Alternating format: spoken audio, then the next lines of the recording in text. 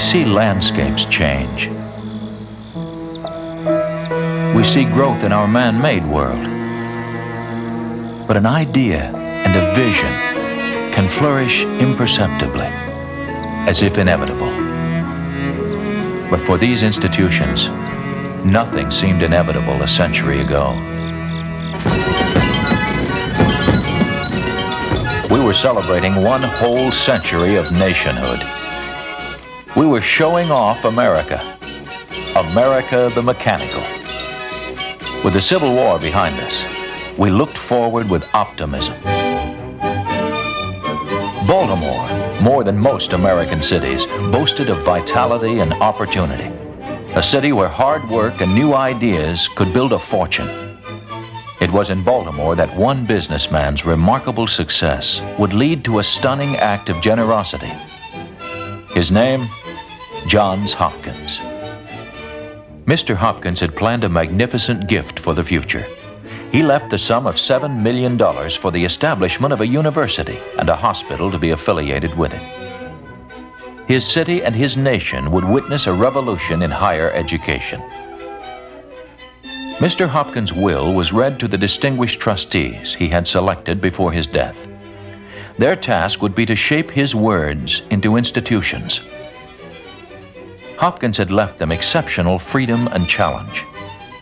The quality of their work would define the legacy Johns Hopkins had left. A legacy of vision.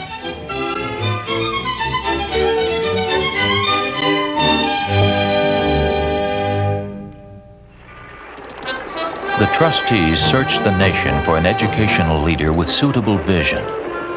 Their search led them to California, and a man with a vision California wasn't ready for. Daniel Coit Gilman was brilliant and impatient, and the offer from Baltimore was an opportunity he'd dreamed of.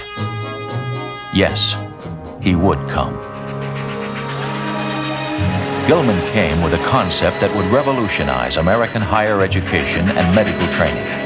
The creation of a university devoted to graduate study and scientific research. This is a relentlessly demanding place. Students get a lot of attention around here. We pick the best people and we give them facilities and we give them the opportunity to think, to create, and to do. When did the universe begin?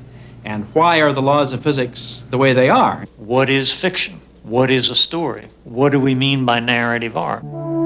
The standards, the rigor, the devotion to a student's path through independent intellectual growth were all part of the foundation Daniel Coit Gilman was laying. It would be called the Johns Hopkins University, and its work would begin at once. Into a cluster of existing buildings, Gilman brought the best minds in America and Europe. The new faculty were given the facilities and the time they needed for bold and innovative research. Much of their teaching would be through the example of their own work. Traditions in extracurricular life were beginning as well. One member of the Glee Club proclaimed Hopkins the best in America for graduate study. Young Woodrow Wilson was right. But there was another challenge the trustees and administration faced. Mr. Hopkins had specified a hospital to be built in conjunction with the university. The brilliant John Shaw Billings was chosen to conceive and design it. His innovative design featured clusters of separate pavilions with independent ventilation systems to curb the spread of infections. By 1889, Johns Hopkins Hospital was in service. Staffed by the university's School of Medicine faculty, it was a conceptual breakthrough and model for the future. The postdoctoral residency system, established by physician-in-chief William Osler, would train students to be physician scientists with thorough clinical experience inside a functioning hospital. The idea of the scientific university and then the scientific training of the physician, those are the hallmarks of Johns Hopkins. Dr. Bernadine Bulkley is professor of cardiology at the School of Medicine. All of us feel a part of a tradition of innovation, not only in medical research, but in its practical applications at the bedside. You think he ought to be watched another day? Probably, but not at This was, after all, one of the first teaching hospitals in the United States. He was having a third of his beats were PVCs. If you look at cells that have just survived... A lot is expected of everybody here. Standards are unquestionably high. An acute coronary occlusion, But I think that's why each of us wants to be here. 4 or 5 cells deep. Actually, Allison, you've seen them. Excellence in patient care is a commitment that carries the Hopkins reputation throughout the world. Can I listen to your heart now? Yeah. Each succeeding generation of physicians is challenged by the rigorous standards of professionalism at Johns Hopkins. Treated with the laser had a much The pursuit of excellence is a hallmark of nursing education as well. Straight ahead. And patients benefit from the newest medical treatments and diagnostic techniques. It's a day-by-day growth of an astoundingly complex system of medical organization and achievement. Its roots are found in what began inside these walls back in 1889.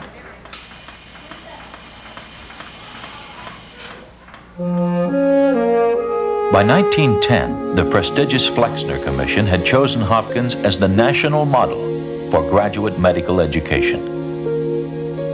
It was under the guidance of Hopkins' preeminent physicians, Osler, Welch, Kelly, and Halstead, that Hopkins took the lead in research and its application to patient care in the hospital.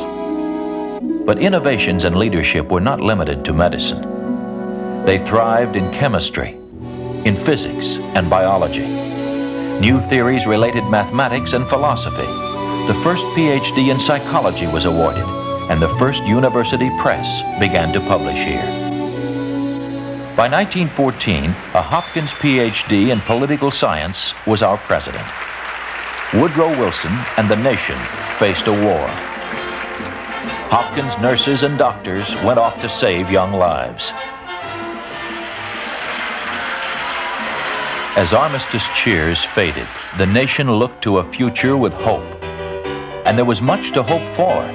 Hopkins' new School of Hygiene and Public Health was winning a war against epidemics and disease. And a bright future was taking shape on the new university campus called Homewood.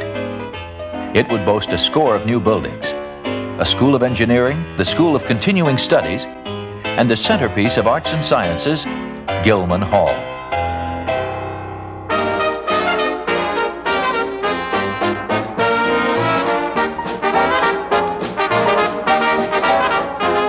By the 20s, the Hopkins reputation was firmly established. 1 out of 5 leaders in American science had come from its laboratories and classrooms. Well, at Homewood today, the music's changed, and so have the styles, but the quality is stronger than ever. Undergraduates number more than 2,000 men and women from all quarters of the nation and the world. They come from the top 10% of their high school classes, and 85% go on to graduate and professional study. Who mourns for Adonais? Oh, come forth, fond wretch. Shelley wrote, "Best and brightest, come away." Here, the best and brightest undergraduates come to try, with the help of outstanding scholars, to unravel the complex meanings of the written word. The Hopkins hallmarks, the small group, and the exploration. Disables elegy as a category. In the lecture hall, the demand for careful listening, thorough notes, and accountability. But take your hands off. The excitement of the 20s would not last. The 30s brought the anguish of depression. The 40s witnessed an ensuing tragedy of war. Hopkins was called to serve. The newly created Applied Physics Laboratory, the School of Engineering, and other university divisions contributed their research and development expertise to over 100 projects. Hopkins researchers developed electronics and communications, urgently required drugs, and new medical procedures.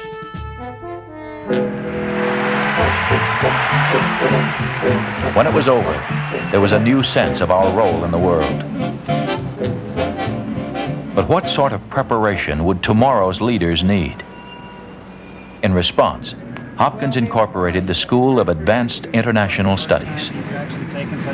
SAIS would offer for the first time graduate education for those entering international public service and international business. Graduate students from the United States and 60 other nations are offered a full range of courses. Coordinated intervention? Coordinated intervention. That's great, and we don't have many foreign subscribers. The School of Public Health has also been meeting international needs, from environmental health care research to disease prevention. Dave, what's going on with the Health economics, health care costs, the major pressing problems that we see in future decades, and the implications of an aging population on health policy. on the health system.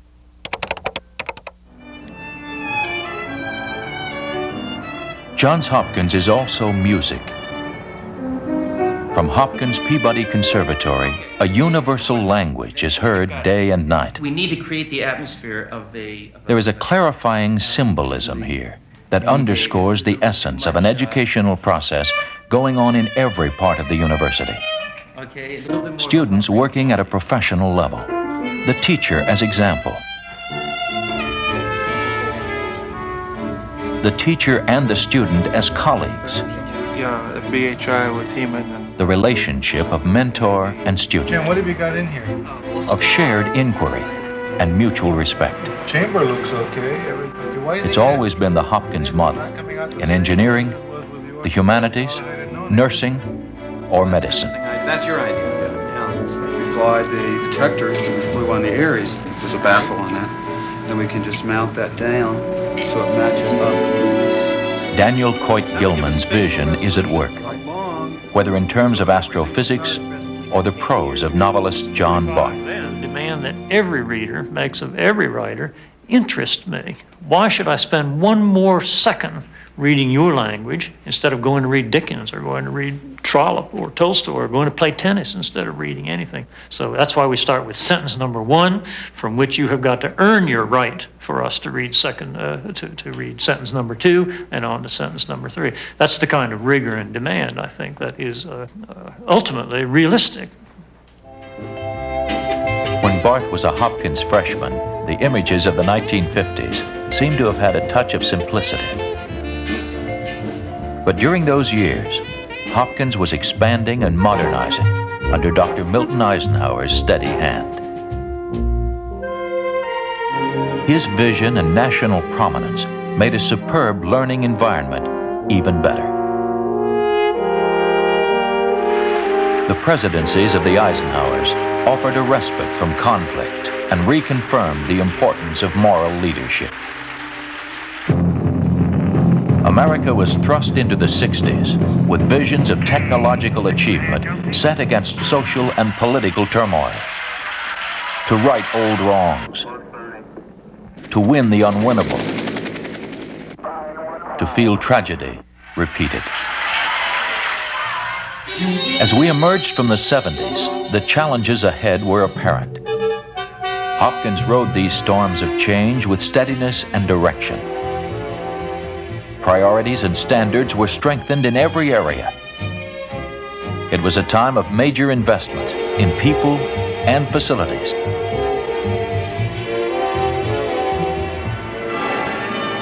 And it was a time of justifiable pride. Dr. Nathans, Dr. Smith. For Hopkins, the applause of the world for the work of 2 of its distinguished faculty members awarded the 1978 Nobel Prize. Molecular genetics.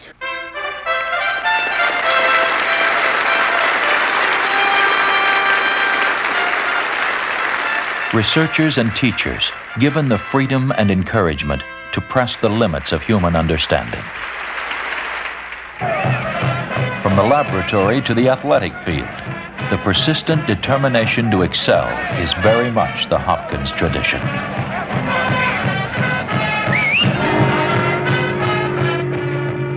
There are bells that ring for Hopkins students 5,000 miles away.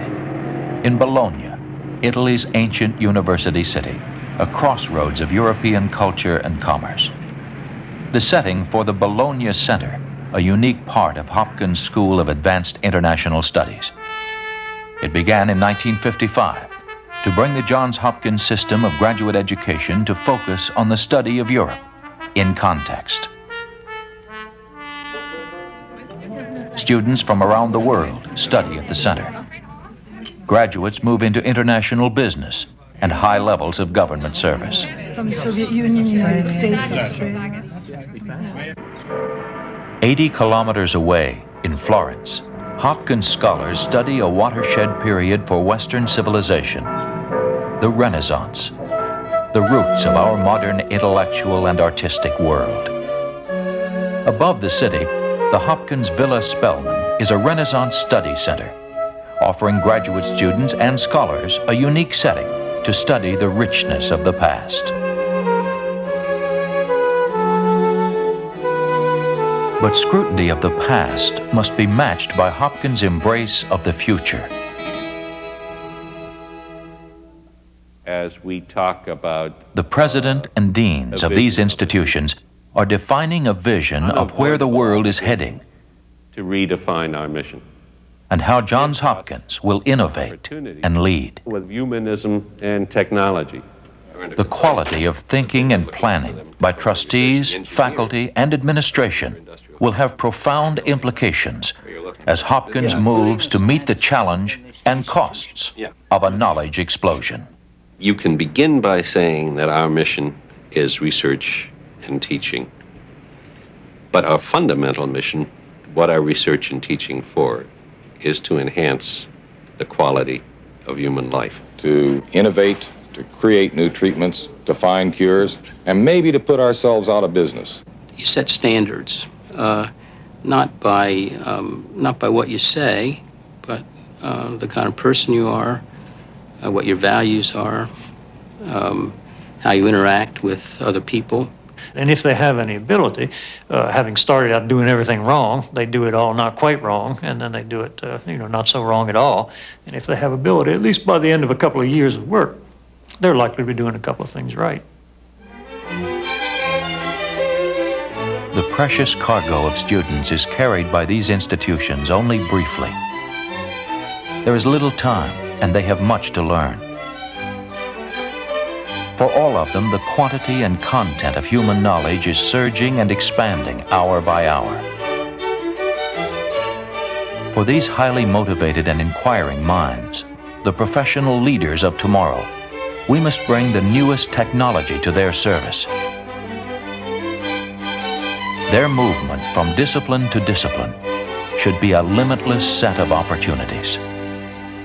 There is no question but that the great universities have a role to play in human survival that no other institution can play, and that how this planet and its people evolve will depend on how well Johns Hopkins and others like us do our job. Johns Hopkins is pursuing an unbounded future. We are leading in the creative use of advanced technology and new means of communication. New facilities to enhance the quality of our research and healthcare. We attract the best faculty and brightest students. There is a growing interaction between disciplines. Learning is a lifelong process. Hopkins' educational linkages span the country and reach around the world and beyond.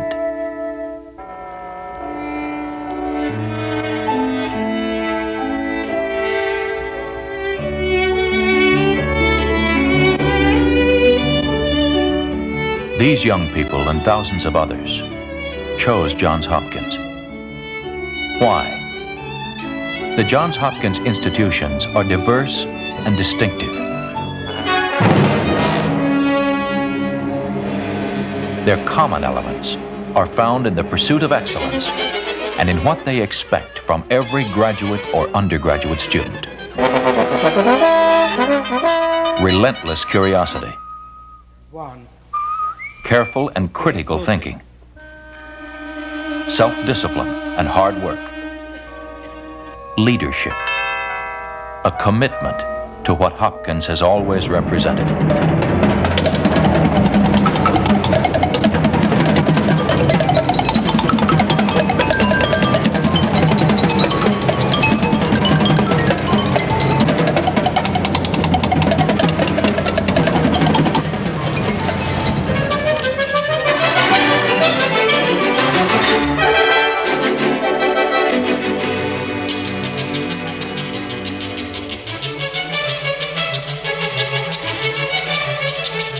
As those who search and learn at Hopkins play their parts in creating the world of tomorrow, so we must play ours.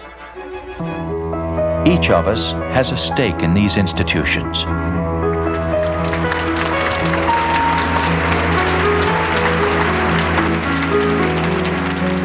The world needs the very best Hopkins can offer. Our role is to make the very best possible.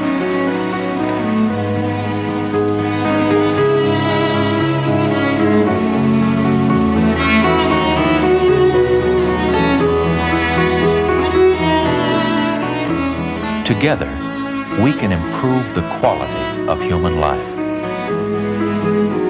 It is a legacy. It is the legacy and the vision of Johns Hopkins.